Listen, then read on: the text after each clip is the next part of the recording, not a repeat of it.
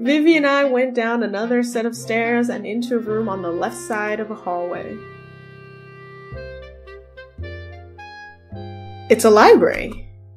This place is huge. Is this just under the street? Well, a research room. Research? Never heard the word before. Alright. I guess so I'm Chinese. Or maybe I was born in America, but I didn't really learn how to read or write, so I didn't go to school. If I come from a community that mostly speaks Chinese, yeah, this makes sense. Oh, so I could be from China or I could be from here. The reason why I say that is because we used to have laws in the US that really limited how many Chinese immigrants we allowed, and it was very rare for Chinese women to be given acceptance into the US before a certain point, because there were like usually we allowed the Chinese immigrants as workers, and then after a while we got, you know, the way that it always is. People didn't like the Chinese workers because they felt like they were just making money, enough money to go back home and supporting another country, and they weren't really interested in building a life and a family here, and they were taking jobs away from the people who were here. And women in particular got a big hit because a stereotype started forming that because there were so many male workers. This was especially in the West, where there was the gold rush. Like this is where that really became a problem. They started thinking that the women were very loose, you know, flirty, because there were so many men and so few women. And besides, women didn't often immigrate in the early years because, again, they were really sending the males to work, and women only came later on for various different reasons. So yeah, that's why I'm so surprised. By the 1920s, the immigration pattern from the gold rush was different, but I don't know. These sort of things tend to have legacies. So that's why I'm suspecting I was born here. But maybe I immigrated, who knows. Anyway, I'm taking way too long with these little asides. Oh, research is when you try to learn more about something that you don't know enough about. You can read about it, or do experiments, or ask people, that sort of thing. It's ironic that that's what we're talking about right now. I used to study labor history. I probably got some of the details wrong that I just told you about, but the general trend is... I got pretty down, but I learned it through research. Sure enough. I nodded. Vivi gestured for me to go ahead. I looked around, books everywhere. What do bootleggers have to do all this research for? I wondered. Stuck in the corner with some more shelves was a bed. Looked a little cramped, but I don't take up much room anyhow. Wasn't exactly what I was thinking of when Mary said there was an extra room, but a place to sleep's a place to sleep. This speakeasy's open till late, so you should sleep now while you can. I nodded. Thanks, Vivi. Hey, no problem. Us girls gotta stick together, you know? You let me know if you need anything. Got it. Sleep tight. She left, and after taking off my jacket, I jumped into bed. I'd been losing hope of landing a job, but maybe this would turn out all right. That's what I was thinking, until I dozed off. A couple hours later, Vivi woke me up, and we went back up to the speakeasy. It looked really nice all lit up like that. Glad you could make it, Nani. Oh, I can't be late my first day on the job, can I? There was still a good hour before the place opened for business. You look more like a dame with your hair down.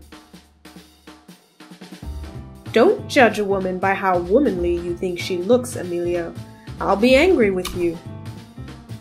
Sorry, Marie. You know I didn't mean it like that. I know you didn't, but still, be nice. Really, I'm sorry. I had to take that in for a second. Mean it like what? Staring at the lines of Marie's face, though, I suddenly understood. You're... Oh, snap! I'm a woman. I was just born in the wrong kind of body, that's all. Oh! You know what, Marie? You're looking great. Hey, I'm not gonna judge. Though I don't see why anyone would really want to be a woman. Are you kidding? You girls have it way easier than us guys do. Women don't have to go off to war. You didn't go to war either, tough guy. Dry up, Viv.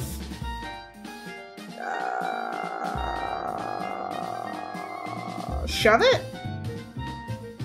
Shut up, Amscray. If your throat's too dry, then you can't really talk. So could that be the origin of this? Yeah, I think so. I think you're right. Just then, I heard the sound of arguing coming from the stairs. Sounds like the men are back.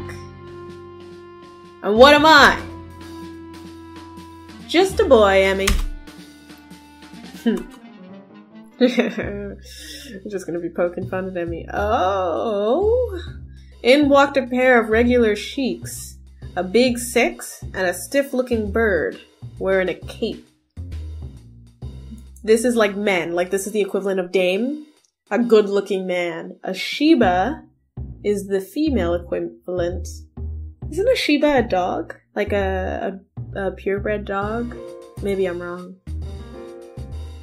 And a big six. That's like a football player-like body, like someone with broad shoulders. A strong or strong-looking man. This was a reference to the new 6-cylinder engines, not to a certain recent movie. Big Hero 6? Is that the movie? I wonder if this came out around then. Okay. Does he know how silly that cape looks? Hey! I own a cape, and it is fabulous. And I wear it out in public, too. Let me introduce you to the guys, Nani. Who's the dame, Marie? This is Nani. She's our new bartender. Is that so? Good to meet you. I'm Giovanni. If you have any questions, just ask me anytime. I nodded. A few seconds later, I noticed his outstretched hand, so I shook it in a hurry. Nice to meet you. Is that cape dude way too serious? Hey, Alex. Say something to the girl, will ya? No? Oh, okay. Good evening. I'm Alexei. Alexei. I'm gonna say it's Alexei. He had a really thick accent. Oops. Well, almost everyone in here had some kind of accent. Yup, because I'm giving it to them. But his, thick like butter. I nodded. Sorry, doll. He is what you call the slow to warm up type. The gang's all together. Isn't this the berries? I had to wonder what all everyone did around here. Marie clearly owned the joint. Alexei and Giovanni, probably muscle. Yeah, I think they're for making sure to kick people out or keep people out. But Emilio and Vivi... Well, Emilio... I'm thinking she is like the hostess of the music, that she like announces things. I don't know about Emilio. I feel like he knew a lot about bartending, but maybe he just cleans tables? Because there's supposed to be another guy who does bartending? I don't know. Gio, show Nani the ropes, will you? You got it.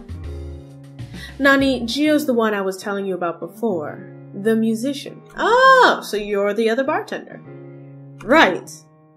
He'll take good care of you. Try and do what he says, alright? I nodded and went behind the counter with Giovanni. He took off his coat and hat and stowed them away. You ever mixed drinks before? Well, if I'm leveling with you, no.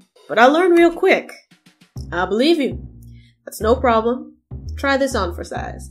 I have an uncle who used to be a bartender for a very long time, and he told me something similar, that bartending itself, like the skills of mixing drinks and memorizing the recipes, that's just something that you can learn on the job as long as you're really determined about it.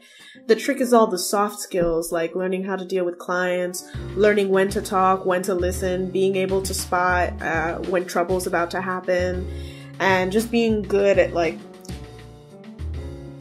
talking with people, like conflict managing, talking people down, and not being offensive in any way. And there's other elements to it too, but I'm just trying to get a picture of what I mean by soft skills.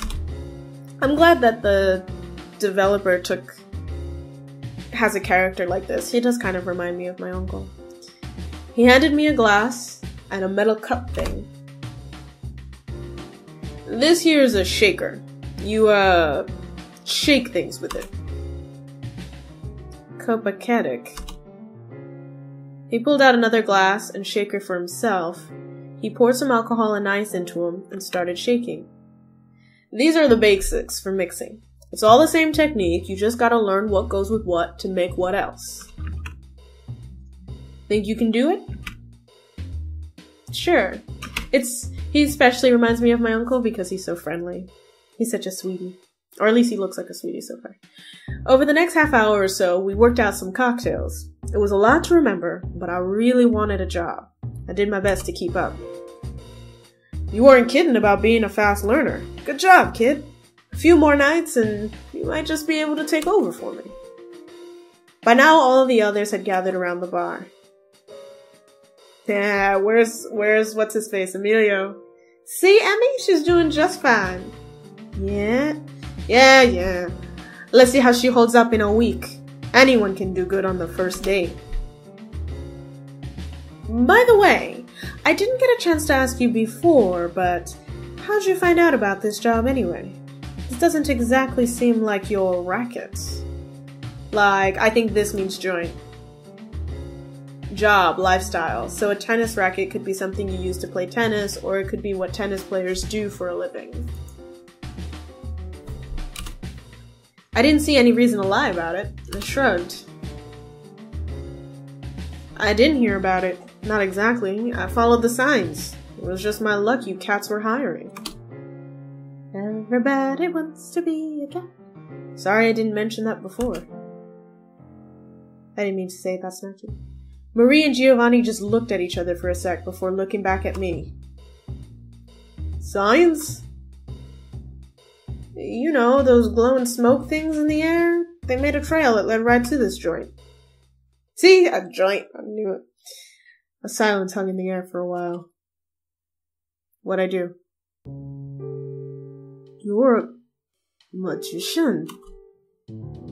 Alexei was the first to speak up, strangely enough, but his words made no sense to me. What? A magician. It means you can use magic, Nani. Baloney. I ain't no magician. You see a wand or witch's hat on me? But only magicians can see those signs. Those are a secret message for others of our kind. There should be signs like that in a lot of cities, especially the big ones like San Francisco. Haven't you seen them before? Nope, but I ain't exactly been here long. Where did you live before? Sacramento. I'm sure there's covens there too. You never saw signs like these in Sacramento? I already told you I didn't. I think I'd remember if I did. Calm down, Beer Cat. Don't tell me what to do, Buster. Why you? Look, I don't know from nothing about magic or magicians. This is the first I heard of any of this. Well, it's not totally unheard of, this situation. Perhaps you were just in a part of Sacramento where the coven couldn't reach. It is rare, but it does happen. Have you ever noticed anything strange happen around you? Times when you wished for something to happen, and they happen just like that? You just had to give me the Hagrid line. I thought back. Now that they were mentioning it, I could think of plenty of examples. Times when I wished it would stop raining, and it did. Times when I was dealing with some bully, and suddenly when they touched me, they said it burned like fire. Things I thought were just coincidences. I'm a magician. Are you all just playing some kind of game on me? Absolutely. Join the club. Oh, are you one too? Oh, are they all? You're all magicians? Got it in one. This is going to be a little bit of a problem. How so? Well, now you've got to take the exam. Exam? What's that? It's a test. See, we magicians have this thing called the Grand Council. A bunch of old fogies who make decisions about the way things are run. Every magician has to be approved by the council. Usually, they find you at a young age and train you to take this exam. If you fail, you get your magic taken away and your memory wiped. I lose my memory if I don't pass? Dead men tell no tales, but an amnesiac don't either. Since we found out that you've got the magic potential, it's our duty to report you to the council. One of us will be your mentor. We'll train you, and then you'll take a magic exam administered by council representatives. Will she be able to handle both that and being a bartender at the same time? Yeah, it's what I do in my spare time. They all turned to me. Their eyes were questioning, expecting. Why don't you tell me a little bit more about what this training entails? Then I can answer you. I didn't know if I really wanted to be a magician right then, but losing my memory of this place would be a problem, considering it's a job I need. Sure, of course I will. I can do it. Well, doesn't mean you can't hire me. I lose my memory, but I could just come back in. We do the same spiel all over again, except I won't be a magician. Copacetic. Our coven's going to be even-numbered at last. If she passes, that is. Why you gotta be such a wet blanket, Emmy? Oh, dry up, Viv. I ain't a wet blanket, just a realist. That's not the word I'd use. I don't care. All right, enough from you two. Now, Nani, I know this has to be a lot to take in. Why don't you turn in for the night? But what about the job? Ain't this place about to open? We did fine without you up till now. We can survive one more night. Maria's right.